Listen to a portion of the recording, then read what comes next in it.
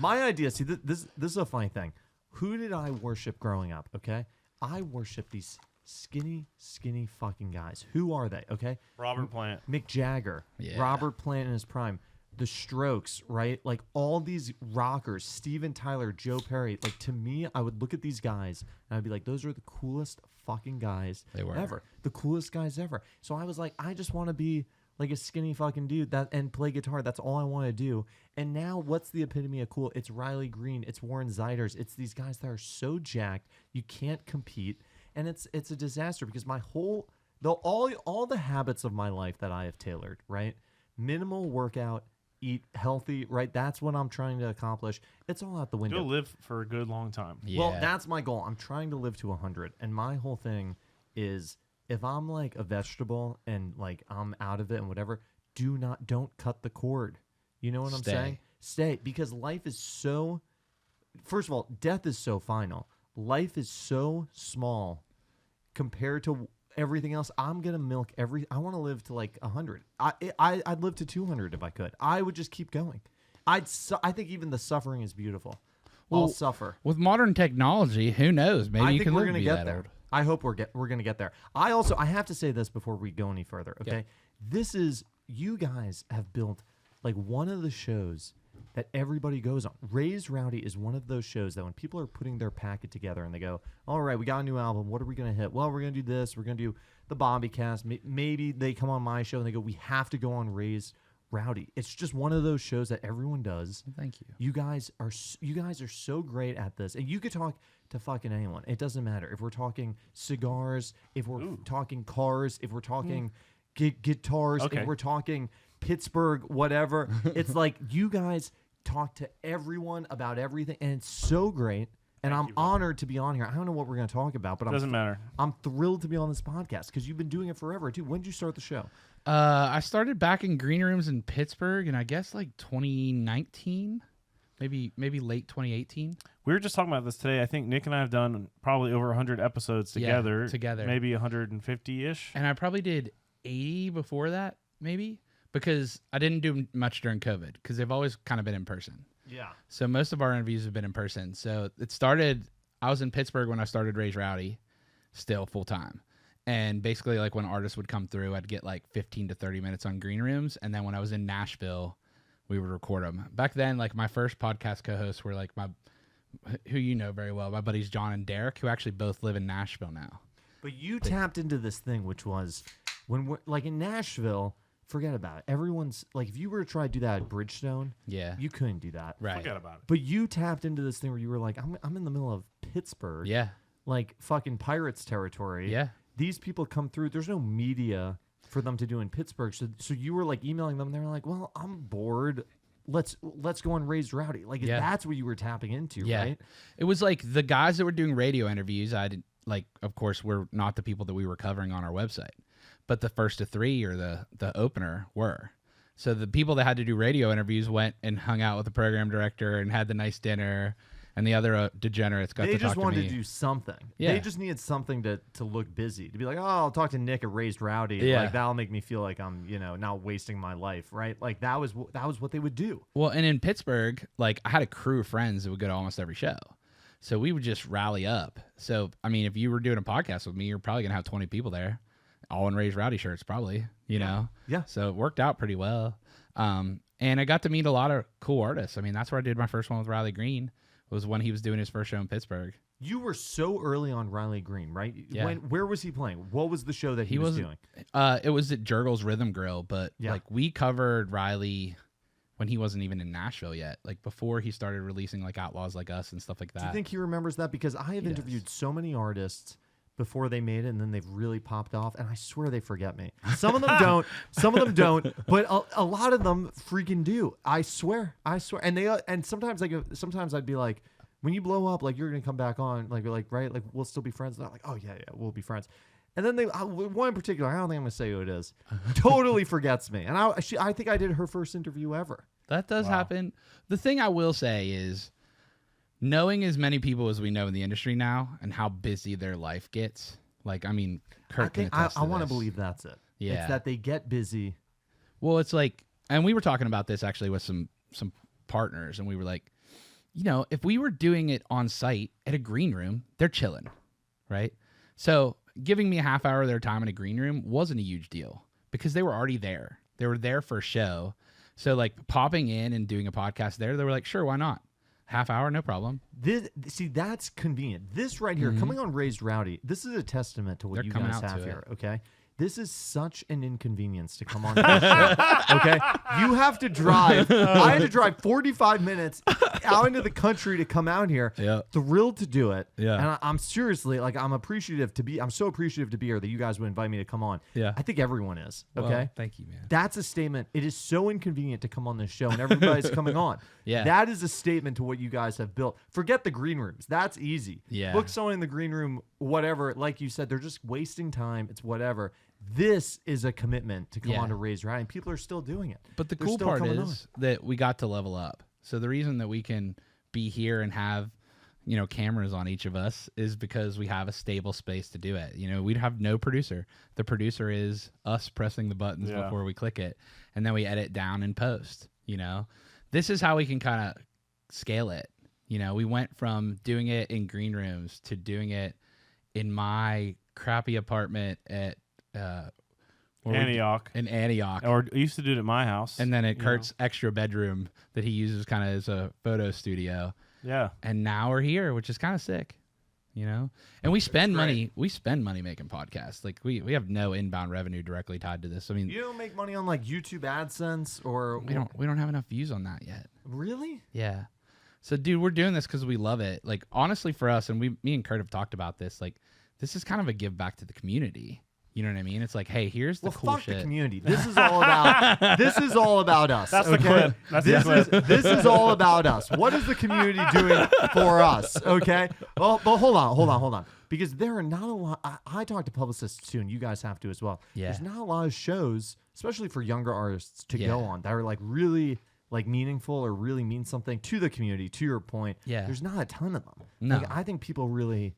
They really value this show, I think. It's cool. And we have listeners that weirder ones than you'd think. It's like we don't have the most listeners, but the people that do listen are important.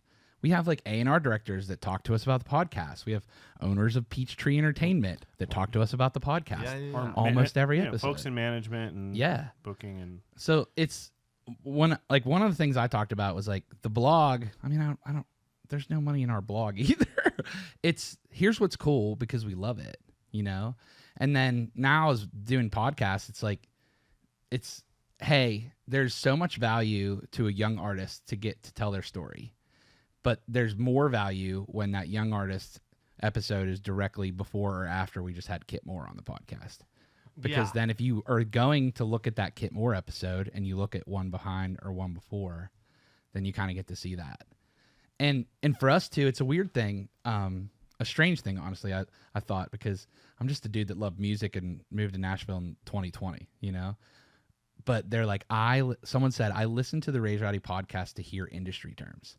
And I was like, I didn't even realize we were talking in industry terms. We get it? Yeah. Wait, so what makes money here? How God bless Surfside. Surfside is paying the bills and keeping the lights on. Yeah. This is one of the best beverages. They're so good. Surfside's incredible. When you crack a Surfside, it's one of the, you just know you're in for something Zach's great. getting a Surfside. I love it. No bubbles, no troubles. I'm sober, so I've actually never had someone. But it's not. I've never had a Surfside, but it's not a statement on, or stateside. It's not a statement on stateside. Surfside. So stateside is the vodka. Surfside is the combo with If the I tea. drank, I'm sure it's an incredible beverage. Man, they are. They're and honestly, the cool part about them is they're like an independently ran company. They're not owned by like Anheuser-Busch or anyone big like that.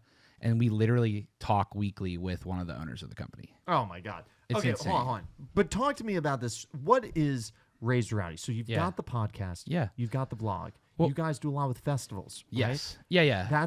That's the big thing. Yeah, I would say like what we consider ourselves is kind of like, I guess, like a media company, event company. Yeah. So like the thing that is really driving the business right now is our in-town events. Right? In-town events. Yeah. Which so we do great. 10 a month. So we do every Sunday I host a writer's round at Riley Green's Duck Blind now, which is kind of full circle. Every other Tuesday, Matt hosts a writer's round at Riley Green's Duck Blind. And then every Wednesday, we have a full band showcase over there as well. So we'll kick off the night with like 1 to 3 acoustic acts and then full bands to follow. And it's like, that's the scene. Like, that's where kids are getting to meet their friends. That's where when someone's new to town, it's kind of like a soft place to land. You know? That's what you want to create, right? Yeah. That's what you want to create. And I feel like there are some of these things that when we first moved to town that were like that. What year was that for you? I moved to town in 2018. Okay. And there were some like Whiskey Jam is a great example. I think Whiskey Jam is as hot as ever. Yes, it's unbelievable. But it's changed and it's morphed. And when I moved here, it was a different thing. It was the place where the industry would hang out in Midtown. I think now it's bigger than that because now it's like the fans have discovered it. Yeah. And when you go downtown, it's packed with people who go like, oh, I've come to Nashville. This is the one place where I can go and hear original music. And it's great, but it's different. Now if you've just moved to town, there are different showcases that I think people go to for different reasons, right? It's not all about Whiskey Jam. They might go to the Raise Rowdy event. Like that might be the place where people are hanging out and loving. It's all of it. It all creates this ecosystem. It's right? the whole thing, yeah. And dude, we love Ward. I literally have a Whiskey Jam tattoo on my arm. Really? Let's see it. Yeah. Where is it? Right there. Look at that. Got it at a Whiskey Jam event. So like for me, guys like Ward, guys like Big Rob from Revival, I was like, man, these guys are curating amazing talent. They're talking about the things that are great before anyone is saying that they're great, you know? Yeah. Like those are the legends. It was like my first shows I ever played with Luke was at Whiskey Jam and at Revival. Like at Tin Roof and at, at Winners. And like, we're during COVID, we had a bunch of meetings with Ward and like just talked about like what was happening in COVID and how the scene was getting impacted by it. And like, honestly, the reason that we moved to like Losers Duck Blind is because we wanted to stay in Midtown. That was it. Yeah. Yeah. So like that was when you first played. Who were you out with originally? You were out with someone else before. Janet Kramer was like my first like. Janet. Okay, but when Luke came to you at one point, he said, "You're gonna play for me," right?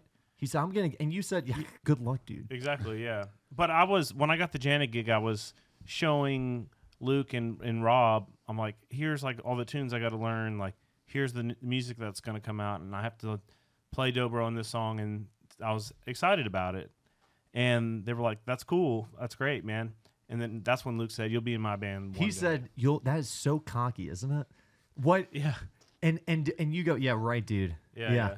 And then what happened? Cappy approaches you at a festival, right? And he goes at Tortuga, yeah. At Tortuga, and he goes, "You want to play in Luke's band?" And what at the time? What do you have? He had a top 30. And you go and what you go? All right. Wait, he was like, "Luke's ready for you," and I thought he wanted to have a beer or something, and he was like, "No, ready for you to join the band." Doing what? Utility? Always utility. Yeah, and I was playing for Michael Ray then, and so I would play electric guitar on like all the songs. I would play steel on like one or two in the set. How did you? The thing that blows my mind about you is, first of all, tell me your take on this. I don't think pedal steel is as hard as people think it is. I think it's actually relative. Look, any instrument, if you're going to be great at any instrument, it's hard as fuck. You're about to open up Pandora's box of me ranting about music. But hold on. But I'm gonna get. I don't. If you are a guitar player, yes, I think, and you have a decent ear. I don't want to say steel is easy. It's not easy, but I don't think it's as hard as people think it is to play. I think it gets a bad rap for being too hard. The instrument that I think is impossible is fiddle. Fiddle. Yep. The fact that you learned how to play fiddle for this gig, I don't know how you did that. How did you learn how to play fiddle for this gig? Oh, it's easy. I just paid a lot of money taking lessons twice a week for months and months. From who? Who do you take lessons from? Megan Purdue. She teaches at Belmont, and she teaches at Vandy, but now she's at Nashville State, I think. Kurt, be honest with us, because that's what Raised Rowdy is. Okay, we bring the honest. Ask me, what do you need to know? Did you think you were going to lose this gig with Luke if you couldn't figure out how to play the fiddle? No. So why bother learning the fiddle? Because you wanted to bring that to the band, or you thought what? It would be so great if I could play fiddle. Well, I have toyed with the idea. Oh, here's the short story long. I was at Red Door, and I was hanging out, and my buddy Mitch was the drummer for Gary Allan. And he was the one person I knew that was like on a tour, like on a bus and like doing the cool shit. And I was like, holy fuck, dude, how did you get the Gary Allan gig? And he was like, I knew this guy, blah, blah, blah. I go, man, I want a gig like that, play for Gary Allan. This was in 2013, 2012 probably. And he's like, dude, you can get any gig you want just keep doing it. I was playing dobro in town. He's like, you're getting a lot of work on dobro. If you learn fiddle or steel, you'll never quit working. So I said, okay. And I had bought a dobro, and I was really bad at it. So I was getting more work as a beginner dobro player than someone that went to Berkeley for guitar playing. Yeah, well, don't look at me. Why are you looking at me? Because you went to Berkeley. I know, but he goes, I was getting more work than this guy. Do you see what he did there? He was like, I was getting more work than you, was what I felt like what was being channeled there. But it's fine. It's fine. Okay. So it's a good point. It's a great point. Yeah. And so I had my guitar teacher from high school and from middle school, actually since I was 10, gave me a 333 when I graduated high school, and I went to Berkeley and I was playing jazz. He's like, what guitar are you playing? I'm like, I'm playing a Strat. He's like, you don't have like a humbucking guitar, it's like a jazz box? I was like, no. He's like, take this guitar. I want you to have this guitar. He's like, I don't like it, but I think you'll like it. And so I took it, and it was a 333 Gibson, nice guitar, and it was okay. He was right. It wasn't a great guitar. And so I took it, and that's what I was like learning jazz on and practicing that at school. And then when I moved to Nashville, I called him. I'm like, hey, dude, I still have this guitar you gave me. I'm not playing it a lot. I think I want to, if it's cool with you, can I sell it and buy a pedal steel guitar? I think that this is what's going to make me money in town, and this is going to be my career. And he's like, go right ahead, dude. And it's his birthday today, so kind of funny. Wait, this is such a gift that this guy basically, he gave you this guitar, and he could have said, give me half the cash. Did you? Yeah, he could have said, give it back to me, I'll play it. Yeah. So you sell this guitar. Where'd you go to buy a steel? Because it's not easy to find. On the internet. What'd you buy? What was your first? My first one was a Stage 1 from, it's Zum Guitars, the brand. Stage 1 is like their Mexican Strat of steel guitars. Yeah. So it's like a nice instrument, but a beginner instrument. So how did you, because you agreed with me. I learned steel for years. Now I sold my steel about a year ago, and now I'm getting calls for steel. Yeah, you fucked up. I fucked up. No. I'm not as committed as you. What? So how do you agree? It's not as hard as people think it is, which is not to say it's easy, but I think people think it's harder than it actually is. So here are the two things that are hard about steel. One is that visually, you can't see what's going on. And there's a bunch of strings, and it's not necessarily the most easiest thing to get your mind wrapped around. So if you're not a theory person, then it's going to take a lot of figuring stuff out. And if you're not used to finger picking or being able to grab odd groupings of strings, that's tough. You can't look at it like a piano where it's like, okay, if I do one step, that's two keys, and it's like it's just holding a piece of metal. So that's the hardest thing. And the second thing that most people overlook is the intonation of it. Yes. Because there's different tuning systems. There's like equal temperament or whatever. And so people tune steel guitars differently. Every steel guitar player tunes a little differently. It's almost like a fingerprint. And I tune mine straight up, and most people don't. But you're talking about the range. You're talking about sense. Yes. Because the range, everyone tunes it to the same notes. Basically, But you're talking about what? Your Bs, how you tune your Bs, and what? Like whether you tune them. Yeah, so, Nick, I'm sorry for what I'm about to say right now. But if you're talking about, like, some guys will tune their guitar to, like, the harmonic overtones. Yeah. And I don't do that because I play in a band with a keyboard player. So I tune equal temperament. Does that make sense? Yeah. Okay. I'm following you. Yeah. But forget steel. How did you learn the violin, the fiddle? Oh, well, I started practicing, and I know bluegrass fiddle tunes on guitar and dobro and stuff. So I just started working those out on the fiddle, and I would sit in the green room, and the band and crew would all complain. And I'm like, well, I'm fucking trying here. And I would record myself, and it sounded like shit. And I'm like, I can't figure this out. Usually I could figure stuff out musically pretty good, but fiddle was very difficult. So then I hit up Tammy Rogers King, the fiddle player from the Steel Drivers, and I said, will you teach me? And she said, no, but Brenna will teach you.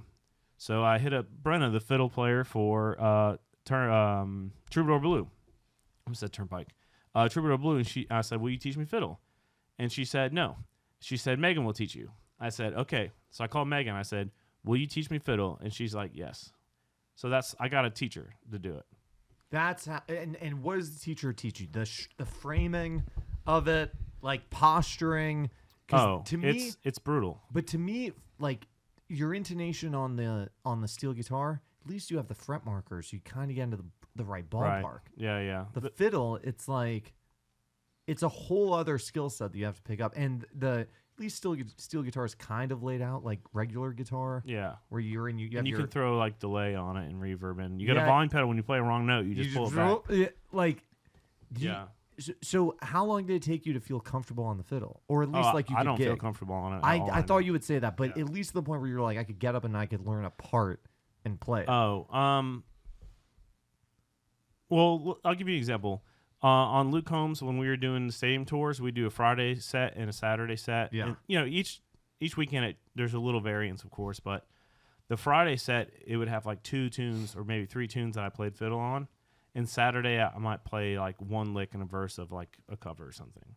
So Friday, all day long, I'm playing fiddle before the show, just to kind of work on the muscle memory. Dread the moment in the set when the fiddle comes on, you go, oh, fuck. Yeah, sometimes I do. One song, one of his singles is called Love You Anyway. Oh, yeah. And that's the song that made me pick up the fiddle up. It wasn't because I was like, oh, I want to learn that, but we were all sitting in a green room together, and Luke's showing us his new record, kind of like, what do you guys think? And we're like, oh, this is great. And then that song comes on, and everyone in the band just turns and looks at me, and Luke included. He points at you. He's like, that's you, guy. And I'm like, yeah, I could play that on dobro. That would sound so sweet. And he's like, no, I just learned on fiddle. Because he just, like, assumed I could. And I guess I could.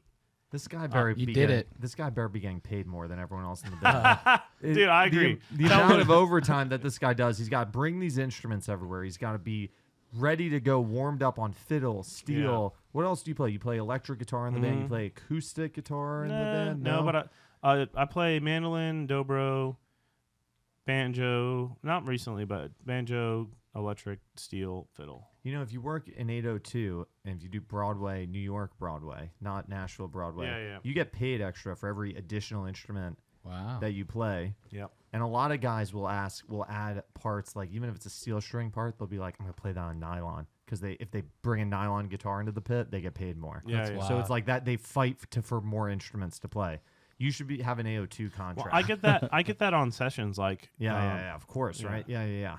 Something that I want to say that I think about Kurt, because when I met Kurt, he was good at everything already. He was great at photography. He was great, of course, at all the instruments that he played on stage, of course. But getting to watch Kurt learn fiddle was fun.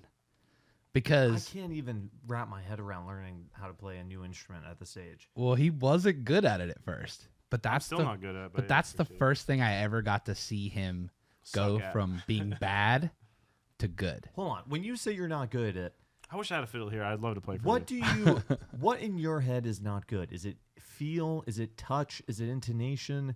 Is it fluidness? Or do you feel like you are good at the parts you have to play in the gig? Or do you feel like maybe there's still room there? There's plenty of room in the parts.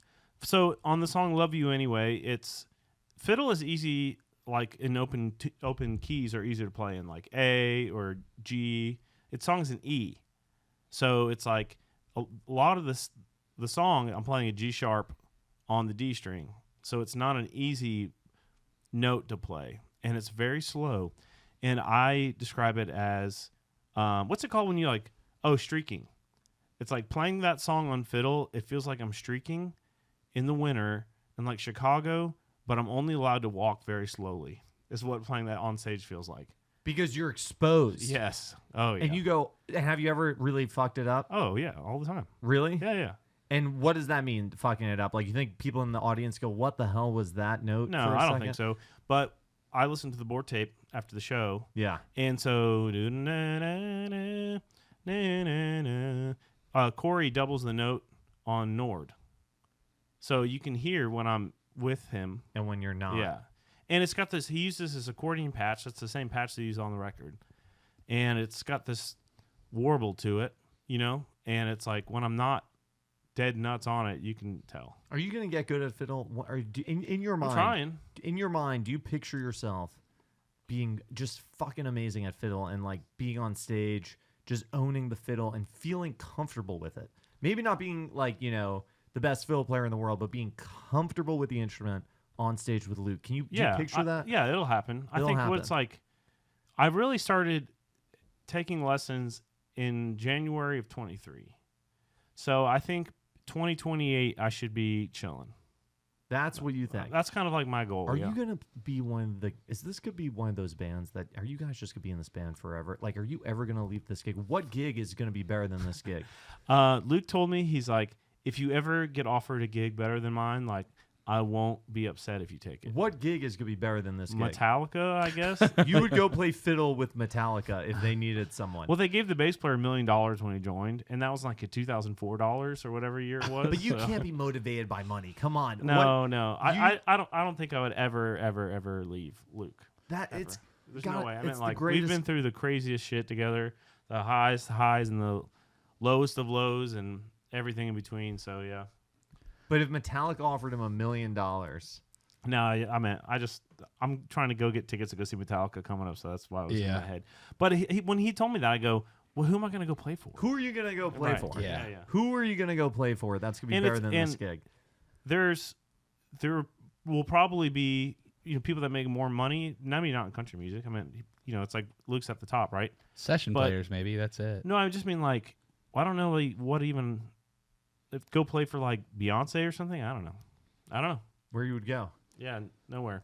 But I always look. We did a tour when we were opening for Aldine, and Aldine's had the same dudes forever, and I always looked up to that because I'm like, I hope I can have that with Luke one day. When we're like, we're joking because we're doing arena tours and stadium tours, and it's like, I hope that I'm playing in Luke's band like while we're back to fairs and festivals or something. Isn't that like you want to go the whole wave? Absolutely. The whole ride. Yeah. Those guys in Jason's band, they are like what you think about, right? Mm-hmm. Like Rich Redman, Kurt, who else is it? Kurt Allison, right? Stacey Jack, yeah. Oh my Tully. God. I love watching Rich play. Yeah. Who's a better drummer to watch play than He's Rich so Redman? entertaining. All He's those guys, unbelievable, right? Yeah. That's great. So that's kind of the story of it. But the fiddle thing, it's kind of like when I play it on stage, especially like when I post photos, I just feel like kind of an imposter in a way. I mean, I know like I'm practicing and I'm doing the thing, but it's like I didn't grow up even listening to country music, and now I play like banjo and fiddle in a band, which is like super weird. So it's just really weird. Like I don't feel guitar. I feel great about because I've been doing it since I was 10. But like fiddle, it just feels like I'm pretending or something, even though like I do play it and I do practice it a lot. But I hope to get, like I said, probably 2028 is my goal just to be like a fiddle player. A couple years out, you just want to be like, yeah, I can play. I can learn a part. If there's a part on a Luke Combs record that comes out, a new single, I'm going to learn it and I'm going to play it. And it's going to sound good.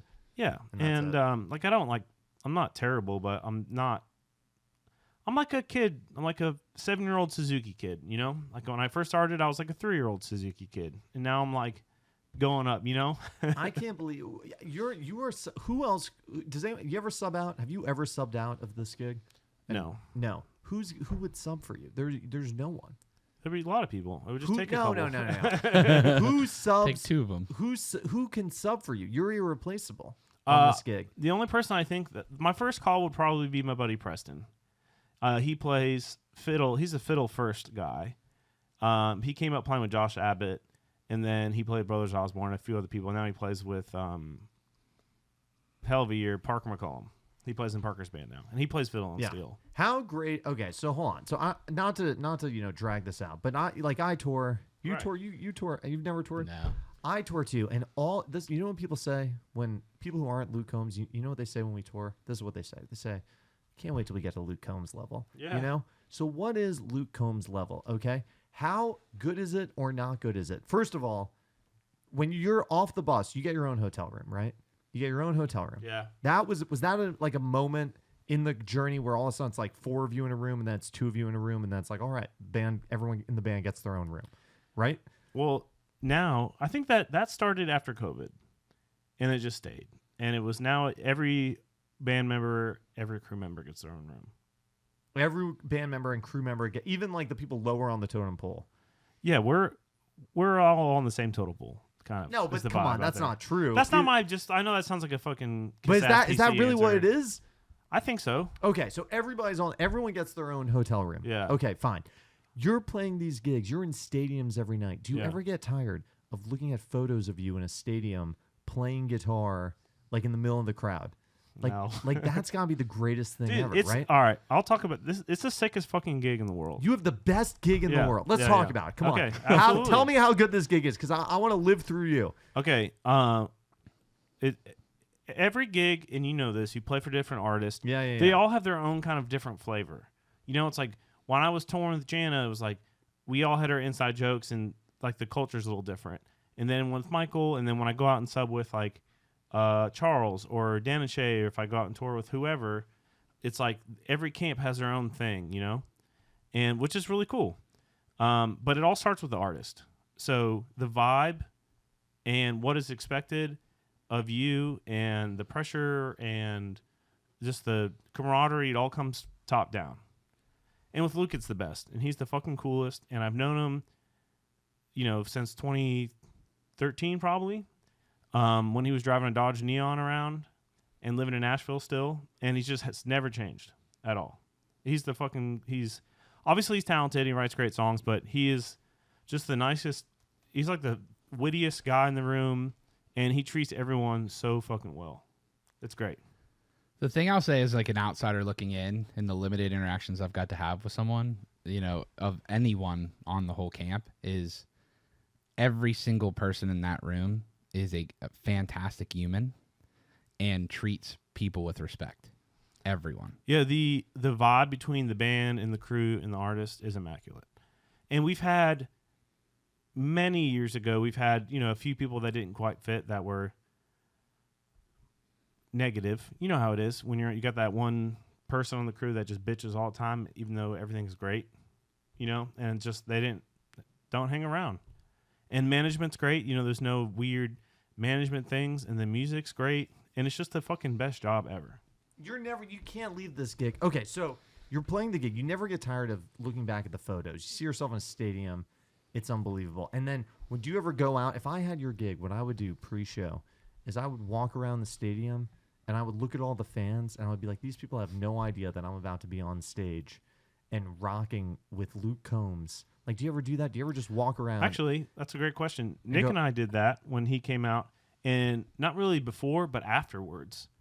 Sitting on the stage, and we just like smoke a cigar afterwards and just like sit in an empty stadium and just chill. No, I'm not talking about that, though. I'm talking about seeing the fans and going, these fans, we're about to perform for these fans. They have no idea that I'm in the band. Yeah. I'm a rock star.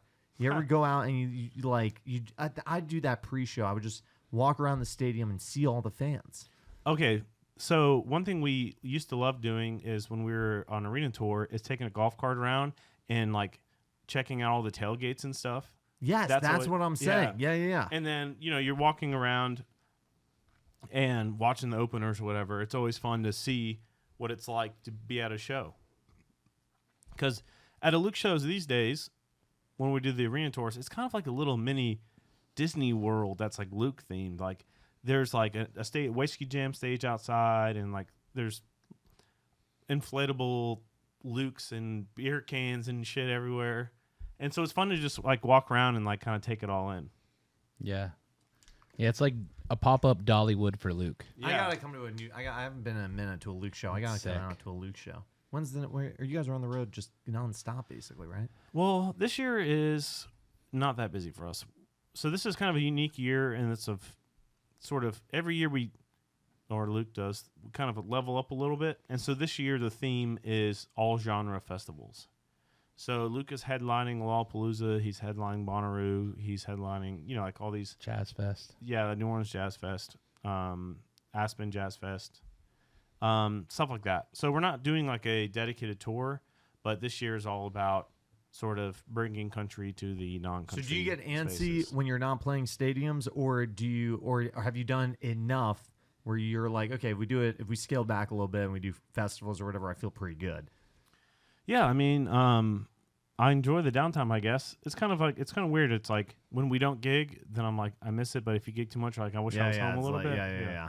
Now you got a girlfriend. You're like, you got the whole chilling. thing. Yeah, dude, chilling. Yeah, oh yeah. my god. I make him come podcast with me a little bit. So. Yeah, that's it. Yeah, just hanging. This dude's got the. You've got the life. Everybody moves to town. They're a musician. They want to be you. You're the guy.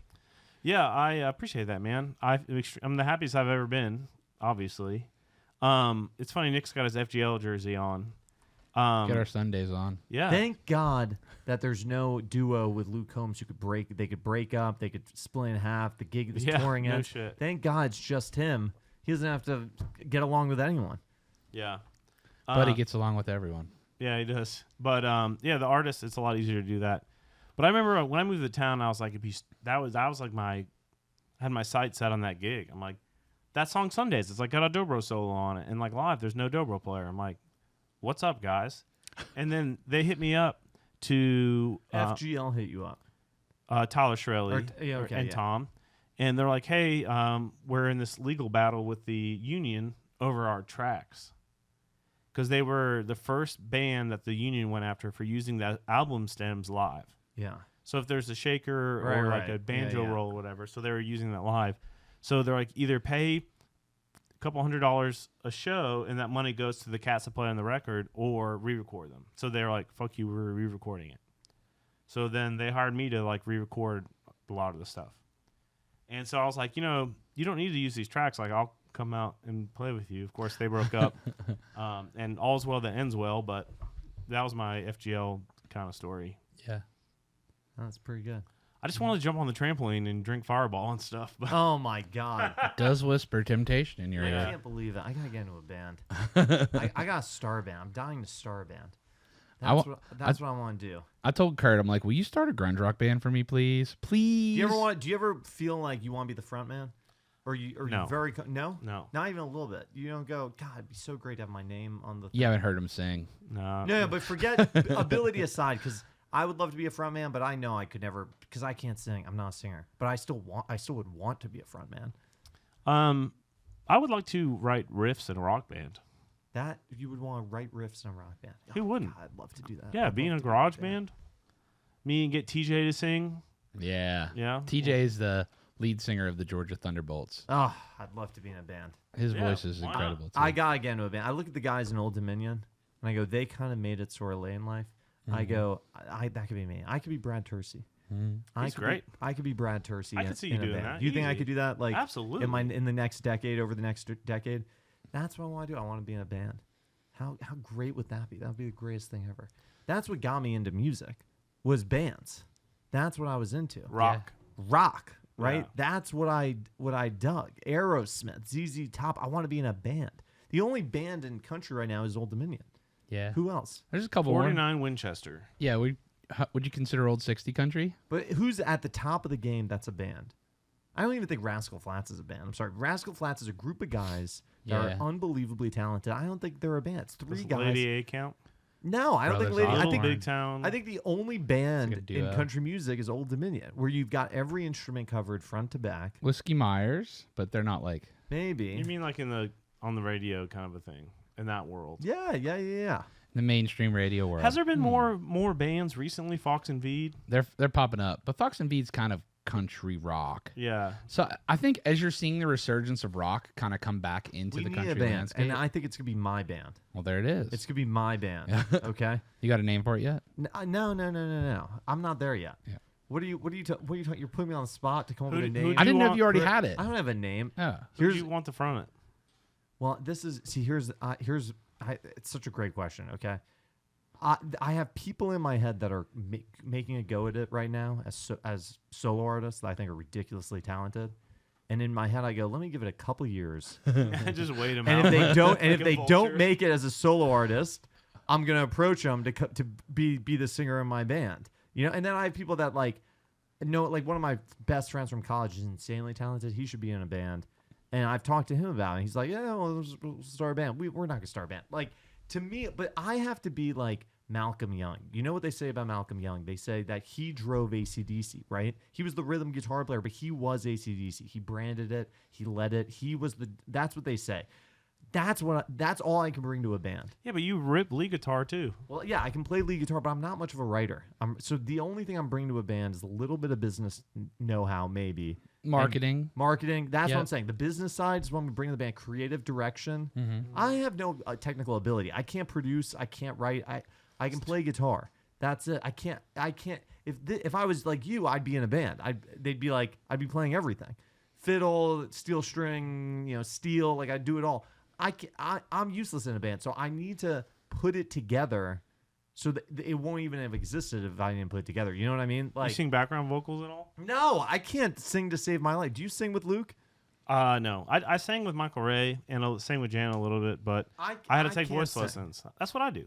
I took voice lessons for 3 years when I was in school.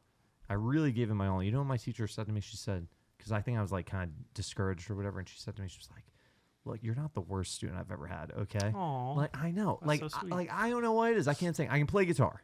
I can bring you rip, dude. I can bring guitar playing to the band. That I'm gonna start. Couple names that have been floated: Seizure Salad. Okay, that could be one. Endangered Feces. Yeah. Okay, that could be another band name. There you go. I don't know. It's not gonna be that. It's gonna be something very cool, very hip. That's gonna be what my band's called. I have a band name that came to me while I was baked the other day. You want to hear it? Maybe you'll use it. Yeah. Let me hear it. Default Character.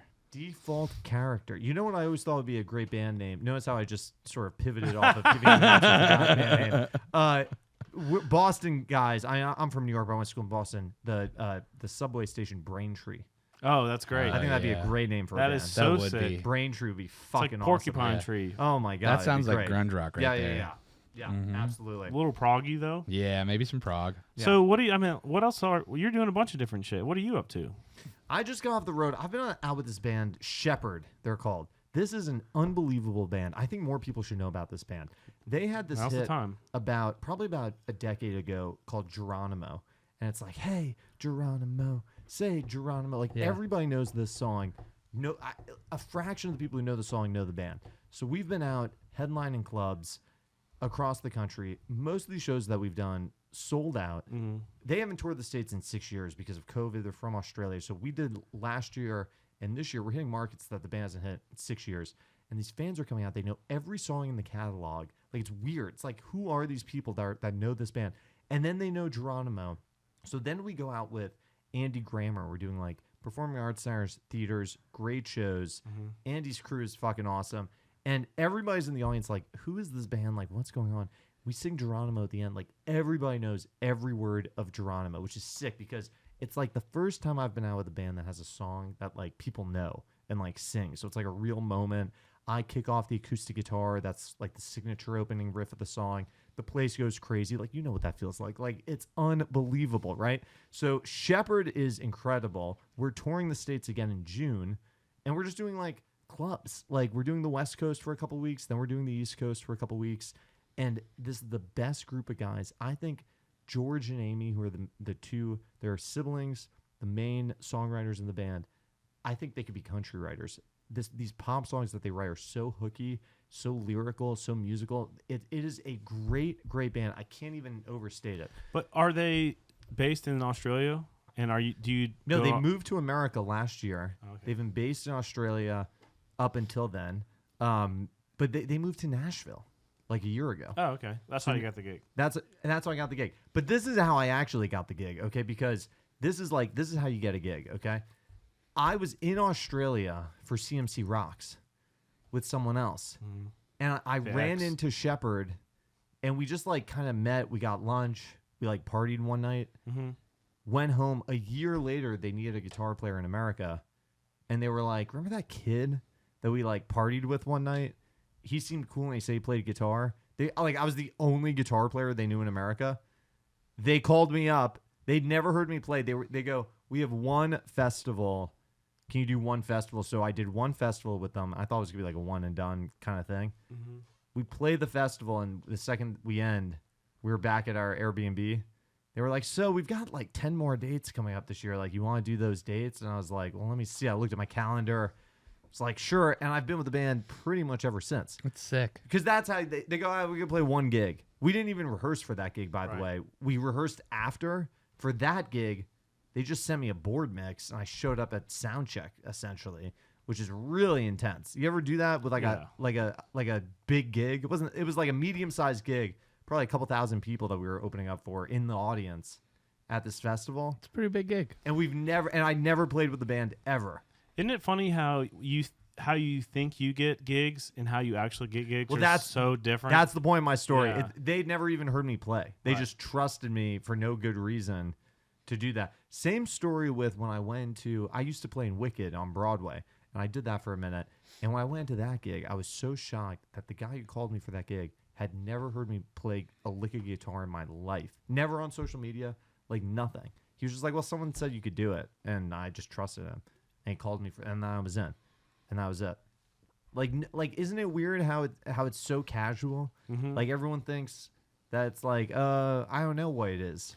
I thought it was like you would show up to some SIR or something for the audition for an artist, and they put charts in front of you, and you had to play over changes and all this shit that people talk about, and then you literally no one in the band. They're like, we just played in bars growing up, and so I remember doing an friends, audition for something in college, and they said, okay, here are 2 pieces of music. Go home and learn these 2 pieces of music. So I go into the audition, and I play it down like perfectly. Like you know when you do it, and I play it down perfectly. And then he goes, all right, I just wrote a piece of music in 12/8. I'm gonna put it in front of you. See if you can play this. And I like struggled over it, like couldn't even play it because I was like counting bars and like I was like, what is going on? Didn't get the gig. I was like, what a ridiculous thing to do in an audition, to be like, here's some ridiculously hard piece of music that you can't prepare. Like, what gig is that? You know what I mean? because all this shit, like I haven't read music in a million years. I just read charts and listen to stuff and learn it. That's it, right? Yeah, exactly. So there Interesting. you go. Music industry lies. But also, like, you're doing media stuff too besides just playing, right? Yeah. Well, I do my podcast every week. Why don't we talk about that some? Talk about the podcast. Yeah. What can I tell you about the podcast? Well, how did you get into it? Like, how did you start? Okay, the podcast start. First of all, I love these personalities. I love people who host. I love interviewing. It's the greatest art form. Okay, I grew up watching, Saturday Night Live, but also late night talk show comedians. In college, I hosted a radio show at the Burn, the Berkeley Internet Radio Network. I think 2 people listened every week. But I would get people on every week, like local celebrities. I get the guy on who owned like the local coffee shop Pavement, like Mike Margulies. Like I'd have him on the show, and we talked about coffee. And then I booked Jason Isbell on the show because he was coming on. So Jason came into the studio and did a whole thing, and that was incredible. But then I would get like Boston. This was kind of before he really blew up. This was kind of right when Southeastern was like just released. So he wasn't quite like he wasn't even close to what he is now.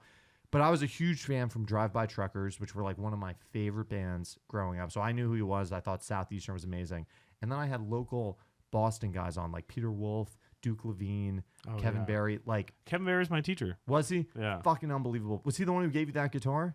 No, that's my high school teacher. Kevin Barry was He's great. the one who showed me Jerry Douglas, though, which dude, I mean, that changed guy, my life. That guy was such a great Human resource for me too, because he was actually doing it. He was on the road with Roseanne Cash, and he was playing with Jay Giles and he was like out doing it. Mm-hmm. So I started the podcast in COVID. I started interviewing basically executives, people in the business that I was interested in, hearing their story. It started to move into artists because I wanted to grow the audience. I wanted to go through a wider base. And people started emailing me and pitching artists, which I'm sure that's what they do with you guys, right? Yeah, it happens. So people were pitching me, and I was like having people on, my friends, and then it started to grow. And lately I've had on a lot of guitar players because I think people want to see that stuff. Like, it's weird. Like, I have on medium famous guitar players, but they have such passionate fan bases of guitar people that want to learn about them and learn what they're doing. So that I've had, Brad Paisley on, which kind of started the guitar train a little bit. I've had Dan Huff on now twice, Guthrie Trapp, Osnoy out of New York, Tim Pierce. Like, I've had all these guitar guys on, but I've had like Bobby Bones on. The Bobby Bones thing. Did you guys follow when I had Bobby Bones? Yeah, let's talk. Tell us about that. So on the 100th episode of my podcast, okay, I had this thing where I wanted to get Bobby Bones on the show because on the 100th episode of the Bobby Cast, Bobby goes, you're not a real podcast until you hit 100 episodes. Oh, shit, we're good, bro. You've done like over 200, right? So he goes, you're not a real podcast until you hit 100 episodes. This is our 100th episode. Now we're officially a real podcast, right? He says this thing. So I'm thinking, okay, I'm approaching my 100th episode of the podcast. I got to get Bobby Bones. I don't know Bobby Bones, so I start emailing management. Dead. No one's getting back to me on management. They're not. I followed up 5 times. Nobody's getting back to me. I start emailing the publicists. No one's getting back to me. So I go, I'm going to get him myself, okay? I was convinced he would come on and do it. So the first thing I do is I just go on Instagram and I just film like a selfie video and I go, Bobby Bones, I'm approaching my 200th, my 100th episode. I want you to come on the show, make me a real podcast, blah, blah, blah, blah. That's great. Dead, okay? It's a ghost town. Nothing happens. So maybe a week later, I do it again. I'm like, Bobby Bones, come on my podcast, 100th episode, blah, blah, blah, blah, blah. Dead, okay? I'm telling people, I go, tag Bobby Bones so he sees this. No one's doing jack shit, okay? Nobody cares about you, okay? Okay? Nick, you know what I'm saying? Yeah, we don't. You think people care about what you're doing, but nobody cares. So then I go, okay, I got to raise the stakes a little bit. So at the time, he had just written a children's book, and I made this graphic, and I was like, I'm going to do a live reading of Bobby Bones' children's book on Instagram Live, and I'm going to get him on the show, tag him in the comments. So I go on Instagram Live, I read the children's book, I'm like, tag Bobby Bones, nothing. Okay, so then I go, okay, what else can I fucking do? So then I have this idea. I'm going to go on Cameo. I'm going to buy a cameo from a big country star asking Bobby Bones to come onto the show. So the most famous person I could find on Cameo was Carly Pierce. Good name, right? Yeah. Great name. Carly Pierce, and I kept it vague too because I was like, I don't want to bring her into this mess. Like, I don't want her. You know what I mean? Like, I was like, great story. Like, I'm like, whatever. So I go, I have the cameo. I just said, Carly, can you ask Bobby to come on the 100th episode of my podcast for Zach? I don't think she knew. If I ever meet her, I got to tell her this story. I don't think she knew if it was even for Bobby Bones or what. She goes, hey, Bobby, it's Carly. I think you should go on Zach's show. I think it'd be great. I think it'd be very meaningful. Like, blah, blah, blah. I go, this is going to work. How could this not work? Nothing. Okay. Crickets.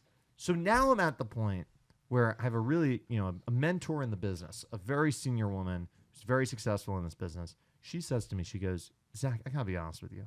I think you got to stop this. She goes, this is a bad look. It's too desperate. It's too eager. I don't think it's a great look. You should stop. Like, I don't know. It's just my advice. My advice is I think you gave it a great try. It's not going to happen. We're done. And I kind of thought like, yeah, she's right. But then I was like, I got to go let me do one more thing.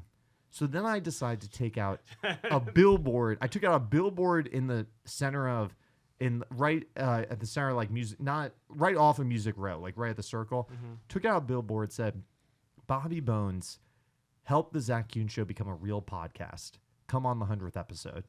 And were you purposely not having more guests on, saving the 100th episode for him? Well, the thing is, the 100th episode was vastly approaching. There was going to be a 100th episode. Okay. I delayed booking it. That's what I was asking. Yeah. But it came down to the wire. So I was now like a week out. I was like this. We gotta get this done. So take out the billboard. I take a photo in front of it. The billboard was only up for 30 minutes. So I take the photo in front of it. The photo blows up. Here's the thing. It wasn't about the billboard, okay? This is what makes something great, okay? Because I've spent a lot of time thinking about this. What is great? I have no fucking idea. This is what's great, okay? If something is incredibly inconvenient to do, it's great.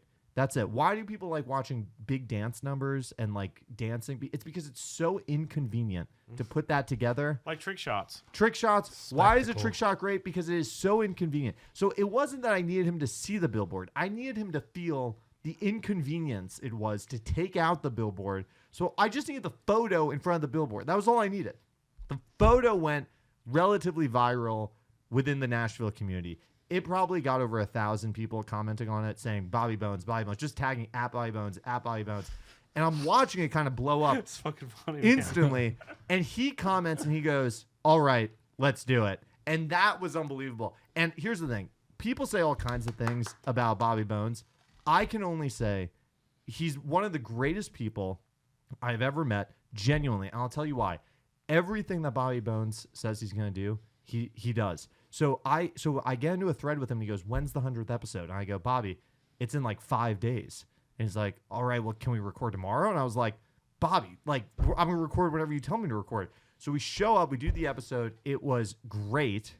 And that's the story of the episode. But the thing that I always think about is like, you ever see that meme where it's like people, it's like a dude digging for gold and he's like digging, and then he like turns around, and if he like hit one more hammer, He would have got gotten the gold. Yeah. I always think about that because I was so close to bailing on the idea and pulling away, and I wouldn't have had him on. And it was that last little thing that guy had done. And I really was debating it. Like I was consulting my friends, and I was like, should I do it? Like, is it too desperate? Like, I don't think I'm going to do it. Okay, I'm going to do it. Like I was going back and forth up until the minute. And I was like, all right, fuck it. We got to do it. The takeaway from this is then I tried to get Jack Antonoff on my podcast because everyone always says I look like Jack Antonoff. So I started recreating photos. I don't really see Who's it. Jack Antonoff? Taylor Swift's producer from Bleachers. Okay. It doesn't matter. Right. So everyone always says I look like Jack Antonoff. And I was like, people like I match with girls on Hinge, and their opening line is like, you look just like Jack Antonoff, you know? So it's like a thing. So I had this idea that I was like, I'm going to do another stunt. I'm going to recreate photos of Jack Antonoff. So I took some of his most iconic photos, and I recreated them. I like created the clothing. I had some girl in college like make a jacket for me, and like I had all this stuff. Posted 3 photos. His team reached out to me and was like, you got to stop. He's not going to come on the show. Like, just stop. I don't know what the takeaway of the story is. The takeaway is sometimes this shit works and sometimes it doesn't. But I'm going to announce something exclusively here that I haven't said. Okay, let's on any other. I haven't said this anywhere. Okay, I mean nobody even whatever. I haven't said this anywhere else. On the 200th episode is approaching. Okay, I'm about 19 episodes away from my 200th episode, and I'm going after a massive guest for it. I'm going after Conan O'Brien. Let me tell you why. Because Conan O'Brien is a guitar player. He's a guitar player. He's a guitar collector. He loves guitars. And I feel like it's just this thing in my head that where I think I can get him. And I'm going to start ramping up, similar to how I did with Bobby. I think give me a handful of weeks. I'm going to start ramping up. Like I might take a billboard out in L.A. I'm going to figure out stuff to do. I think I might recreate some of his classic skits. Yeah. I don't know what I'm going to do. But Start rooting for the Red Sox. There you go. I'm going to start rooting for the Red Sox. I don't know what I'm going to do, but my goal is to have Conan on the 200th episode of the podcast. It's ridiculous. Okay, so that's what I'm trying to do. Would you dye your hair? Fuck yeah, I dye my hair. Maybe that's what I should do. Maybe that's what I should do. The whole thing. That's what I'm going to do. But the thing is, you got to go bigger because Bobby felt like the biggest I could get at the time and still probably is. And now I go, who do I get that's, I don't want to say bigger, but maybe more, who's been doing it longer, who's just more, has more, whatever. You know, Cohen's been doing it a lot longer than Bobby. Bobby's going to be there because Bobby, I think, is one of the best in this business to do what he does. Absolutely. Conan, I think, is going to be, I don't know what he's going to be, but I'm going after him for the 200. He was on your podcast. Who? Bobby. Yeah. Yeah. But did you not go on his or no? No, I've never been on the Bobby cast. Yeah. I've never. He's done mine twice now, though. Oh, cool. No, I've played his morning show where it's like you get up and it's you sing and play live at 6:30 in the morning or whatever it is. Yeah. I've done that a few times and it was always cool. Did you do it at the new? Did you ever do it at the old studio, or you've always done it at the new studio? I don't know. It's been last time I did it was I don't know. It was iHeart on Music Row. Yeah. Well, they redid the studio at one point in the same space, but probably the newer studio. I haven't seen the newer one. It's always good though, because I've popped in there a couple times too. Yeah, it's always fun. He's just got a great vibe. He's got a great crew. We always joke on the podcast, we haven't done it recently, but like people are like, "Wow, nice space." We're like, "Well, it's no Bobby Bones, but it gets the job done." Gets the job done. I think it'd be sick if you had performances in here, right? Like we've done that plenty of times. It's just again the money. Like it's a lot of, what's with you and money? Can we just forget the money? If you spend money like you have it, you'll never need it. You know what I mean? Well, I agree, but the producers and the video guys do not agree with me. Who you're all of those things, aren't you? Not really. What do you mean? Who's putting up red tape here and getting in the way of this creative vision you have? I would say the government, maybe. we were doing so. We've got Charlie. He's our audio guy, and we've done like a lot of live performances. We used to do it every single podcast. I would play with the artists. Oh, so that would have been great. We should have brought some guitars in. We could have played a little bit. It's sick. Well, I'll show you, or I can pull it up where it's like me playing with Zach Top or Lainey Wilson or whoever from back in the day, like at my house. But then it was just we would put the clips out and Yeah, they get like So 150 what clips views. does best? What clips Memes. perform the best? Oh god. Memes. What do we do? How do we get a clip right now that's going to outperform everything? Is it a top 5 list? Do we Maybe rank like big something? boobs.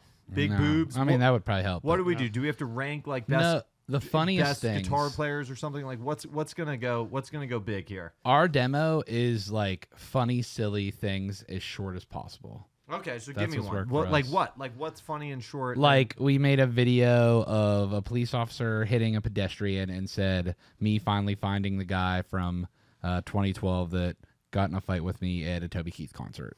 Like that's that gonna stuff. go big. Yeah. Well, how do we do that? How do we replicate that? I don't know. What, If I knew that, I'd probably have more money to What do pay we for our do? What do video, we do? guys. Yeah, oh my god. I just play I'm down to guitar, talk dude. about it though.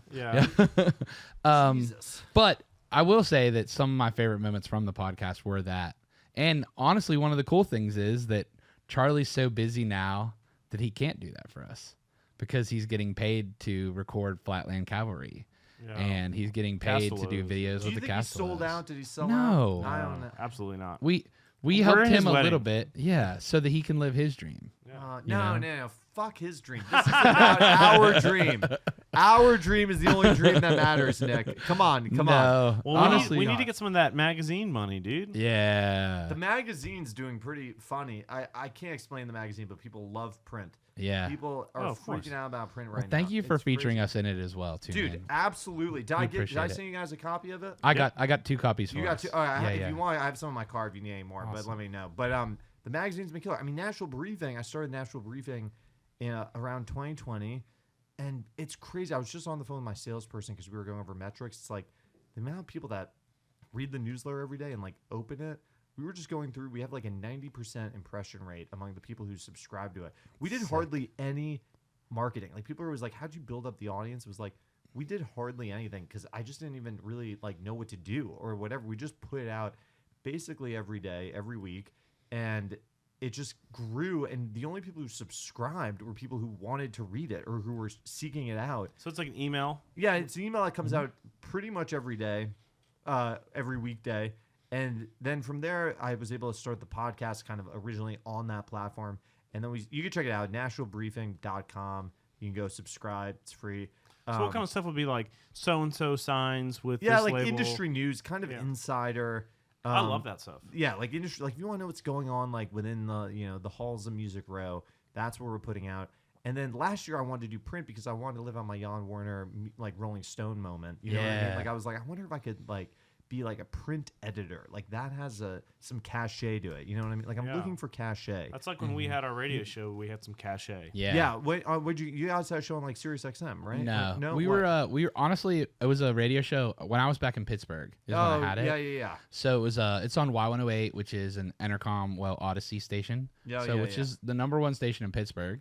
Station I like grew up my dad listening to, and then we had Sunday nights editorial. So you feel like that gave you cachet? Yes. Cachet That- for days. That was Yeah. cachet for days. Well, it's we just needed more cash and not cachet. yeah. Right. Well, Funny Yeah. enough, some of the things through Yeah, Raise yeah. Rowdy's history that have given us like a foot on the ground that people saw. One was actually Kurt wearing a Raise Rowdy t-shirt On stage with Luke. on stage with Luke Maybe I when gotta they weren't give even him, headliners Like yet. a Zak Kuhn shirt to wear or something on You stage. should. Yeah. That would do numbers for me. I feel like. But the program director saw it, and it went from being a group of friends going to concerts in Pittsburgh Yeah. to being, oh, this is real. And then met him, did work for him, helped promote a lot of Red Dirt shows before Red Dirt was as big as it is right now. Got to hang out with him understand me being correct on guys like Riley Green, on ladies like Lainey Wilson. You know, like saying, hey, I think these are some of the future stars in the industry. I mean, Luke Combs was already a star before I got there. But like that. And so my buddy had a radio show and had to like kind of leave it because he was going to do something else. And we started Raise Rowdy Radio. And then I moved from Pittsburgh to Nashville. Why don't you have that anymore? That would be so Well- great. Good question. Raise Rowdy. I worked at Big Loud for a year and a half. Okay. And I got busy with that, trying to make sure that I was performing to that. And then it didn't feel quite as editorial to me. It wasn't anything they did. Yeah. Just didn't feel quite as editorial to me. Oh my god. So it made me a little bit less passionate about it. You know what I mean? Like I felt It was a time sync also. Yeah. And it was cool to like, hey, we're playing your song on the radio. You know, you want to do our podcast. Like, and it counts for spins and stuff. Yeah. But it we was weren't selling recording ads. No. You know, or anything like that. So we were spending money to make a radio show. Because that's what this is. Yeah. But this is the greatest thing ever. Yeah, it's fun. I appreciate that, man. Who's coming in after me? Grant Gilbert. Are you familiar? No. He just put out a song with Hudson Westbrook, Texas artist. Yeah. Yeah, great kid. And he's driving all the way out here. Yeah, with his video guy / day-to-day, Trey, who's one of our good buddies. What was it like when Kaylee Hammock was on? Did you feel a little tension in the room? It was awesome. Did it feel a little awkward? I listened to that episode. It didn't. I love you didn't it. feel any sexual tension or anything? Oh, definitely that. Definitely that. Yeah. We're professionals, right? Yeah. What I will say about the Kaylee episode that was so amazing. Tell me about the Kaylee episode. Is some of my favorite moments on the podcast are when I get to watch Kurt have cool moments. So like the Kit Moore episode, he gushed on Kurt. And it's just cool seeing my friend. What do you mean, like his ability, like his playing? Yeah, on his ability is playing and just like how good of a hang he is. So is there gushing with in the Kaylee podcast? Yeah, just different kind of gushing, you know? Yeah. But like it Kurt's one of my best friends on the planet, and Kaylee is one of the... Do you agree? Is he one of your best friends? Absolutely. Okay. I just want to be sure. And Kaylee is so amazingly talented and so creative and artistic.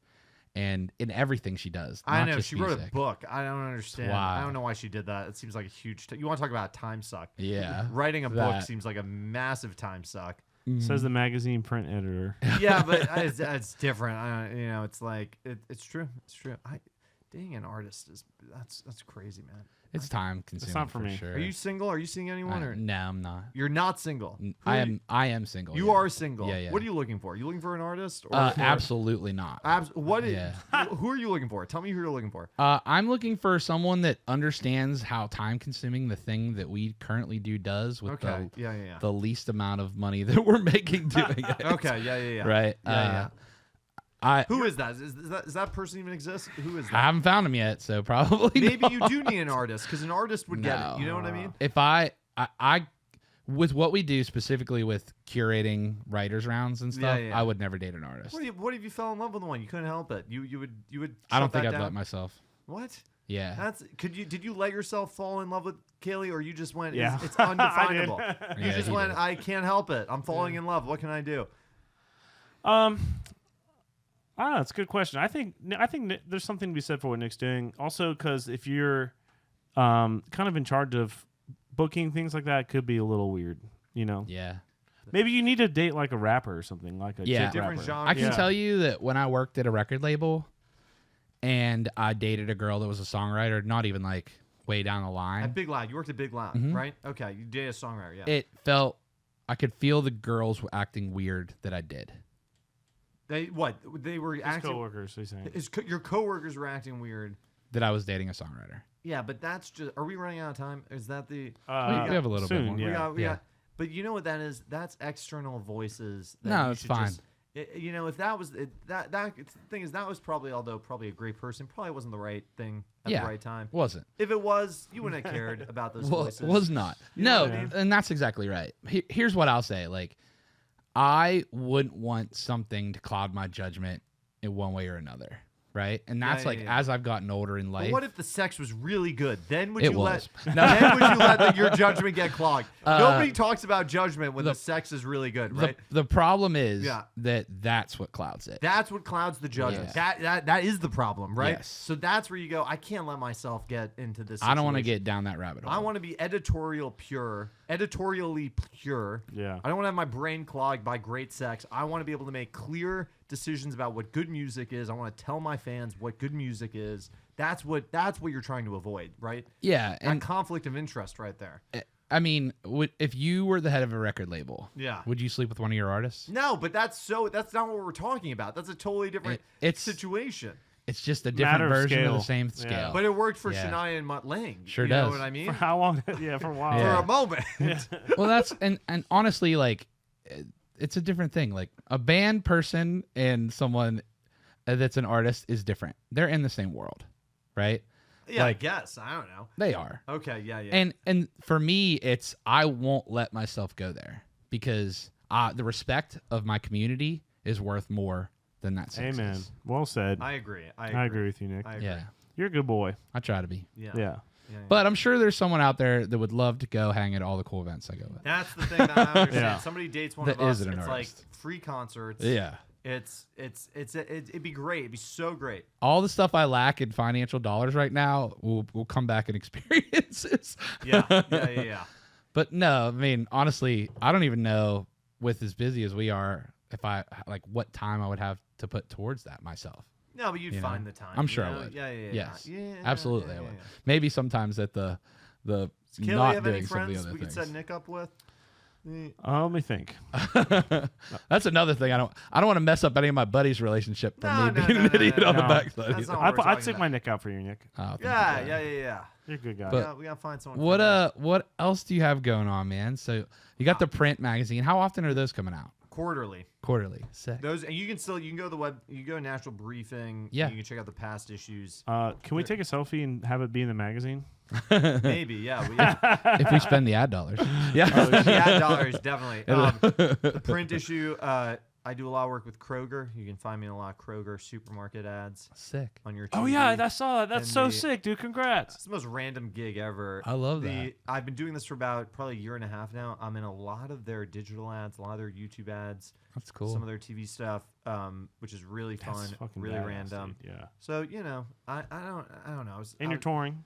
I'm touring. Someone was, That's so sick. Someone was trying to figure out like what I do, and I was like, I couldn't like the fun thing about what I do is like depending on what room I'm in, it's a totally different answer. Like whatever I think you're gonna connect with is what I tell people I do. So like I was at this gala in New York, and they were like, "What do you do?" And I was like, "I'm a guitar player," because that's just like funny and weird to like a whole bunch of like New York suit people. It's like a novelty almost to them. And then if I'm in Nashville, I meet like someone like Curry who's like a real musician. I'm like, I run a media company. fuck Like, I want to touch the guitar territory. Dude, You know shut what I up. mean? And then if I'm somewhere else, I'm like, I don't know. I create content for Kroger. I do a lot of their video content. I do a lot of their personality stuff. And I work in a variety of other areas as well. But the thing that, to me, I'm just a music freak. Like, I grew up playing music my whole life. I started playing piano when I was in kindergarten. So I've been playing music my whole life. Started playing guitar in 6th grade. That's when it was game over. Like, that's when I remember in 5th grade, 4th grade, like going to summer camp, seeing these two kids, long hair, band t-shirts, holding guitars. They looked like Beavis and Butthead. Like they were obsessed with guitar. And I remember thinking, that is so weird that, you watch School of Rock and then you see people like this. Like it's so weird that these two kids are so obsessed with guitar. That is so weird to me. A year later, that was me. Like I was that kid that was obsessed with guitar players, just trying to play. And it was the only thing, because maybe you experienced this. It's like in middle school, you're trying to find your identity. You're trying to find who you are. You're trying to figure out where you fit in. I was not a sports guy. Like, I don't know what your stories are. Like, to me, it's like the guitar gave me an identity, and it helped me connect with other kids, helped me connect musically with other people. Not necessarily the coolest kids, but it's like you found your people who are into music, who are into guitar, who are into theater, whatever the fuck. Like, that's what I've been trying to do my whole life with the instrument. It's still what I'm trying to do, right? Like, I'm just trying to connect with people musically. Like, I think it's sick that these people that grew up in Australia, this band Shepherd, grew up on the other side of the world.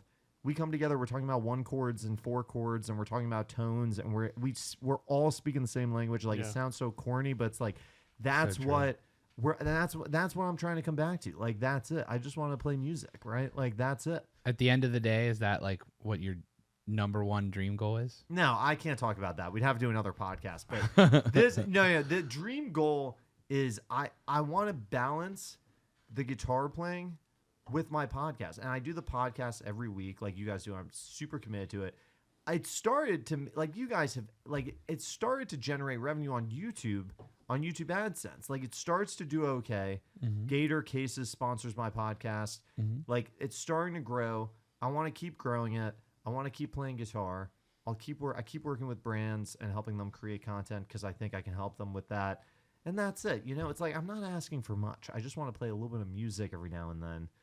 And and host a podcast. How crazy is that? Am not. I asking for too much, Nick? No. Am you're I not. asking for too much? Well, I don't know. The great thing is you're doing it. So at this point, it's just scaling it I and getting it to exactly where you want it to be. I don't know what else to do. If I Yeah. actually, sometimes I wake up and I go, I gotta do something else. You know what? I'm committing to doing something else. And then I go, what am I gonna do? I got nothing else to do. This is it. Learn fiddle. Learn fiddle. But also, we hang out with the coolest people. Yeah. That people freak out. Like, people would dream to hang out with the people that we hang out with. And it's not about, like, people would dream to hang out with Luke Combs, and it's not because of the fame. That's maybe part of it, but it's not that. It's because, like you said, what did you say about Luke Combs? You said he's, like, the most witty guy in every room. He lanes up the room. He's a genius songwriter. If he wasn't Luke Combs, I think people would want to hang out with him, right? Absolutely. Like, that's, like, we get to hang out with these people. Like, this town, this industry attracts stars or whatever you want to call it, right? And yes, they become really famous and they're stars, but first, they're interesting people, right? And there's different types of artists in this game, like Morgan Wallen and Luke Combs and Ella Langley and Lainey Wilson are all so different, but something about them is so interesting to hang around. And we get to hang around these types of people casually on a peer level in some cases, not always, but sometimes. That is like the greatest thing ever. Yeah. That you get to have these relationships, right? Where hopefully it feels authentic. And it's like, it's funny because an outsider comes in and tries to talk like, I tour and you see fans come up to the artist, right? And they go, nothing that this person says is going to make a genuine connection with this artist. And it's not their fault. It's because just the situation. It's just the situation. It's the worlds are completely different. It's impossible. But the situation that we're in, for whatever reason, is we actually get the opportunity to make really genuine connectionships that aren't about the fame. It's about that you're on a tour bus with this guy. Every major moment that Luke Combs has had, you've been there probably on stage backing him up for it. So you guys have lived life. There's this genuine peer thing that nobody else can experience with this group of people unless you're here doing it. That's what is freaking insane, right? Yeah. Isn't that what's nuts about it? It is. Like, and you have to have seen that too, probably interviewing people in green rooms It's in crazy. Pittsburgh. Like, that's Bailey what's Zimmerman nuts. played his first concert with Nick ever. Are you serious? First time he ever performed live in front of fans. Yes. With us. And do you think he remembers that? He does. Yeah. He better, right? Yeah. He I posted talked about it. Yeah, I talked to Bailey about it the other day. Yeah. He posted about it and said, like, because Austin Sean, his producer, was his guitar player, because he's like, this is the only one that knows the songs. That's it. It's nuts, man. Unbelievable. Yep. It's crazy. And honestly, like, I mean, I lived a whole life before I got here. I was older than you when I started Raise Rowdy, So just to get to pivot from that to what I'm doing now, I was just a fan of music for so long, like you talked about, but I never played guitar. And getting to live in the world that we now get to live in is beyond a dream. That's it. Yeah, dude. Thanks for Yeah. coming and hanging out with us, man. We Guys, appreciate it. thank you for having Appreciate me on. you. We got to get you back on. And next Dude, time we I'd won't love to. schedule one after too. No. This was great. Seriously, you guys are so fun at this. Dude, we This is a appreciate you. great podcast. You guys get everybody on. Like, I'm always looking at the guests. Just look at you just on Kat Luna, who's just love starring Kat. the second leg of what her career is going to be, and she's going to be unbelievable. Kaylee Hammock was just on. And then you had like Brad Tersey was on, and he put out a solo project. It's like, what's Brad Tersey's solo project? He comes on, he talks about it. It's like, this is such a great show. The set's freaking. I need a set like this. Is what I need. I need a set like this. Guys, thank you for having me on. Seriously, Thank you, brother. Thanks, We we'll do it appreciate again. you. Absolutely. There you go. There Cheers. You go. Fist bumps all around. Thanks, man. Wrap it. All right. Cheers. We'll see you guys soon.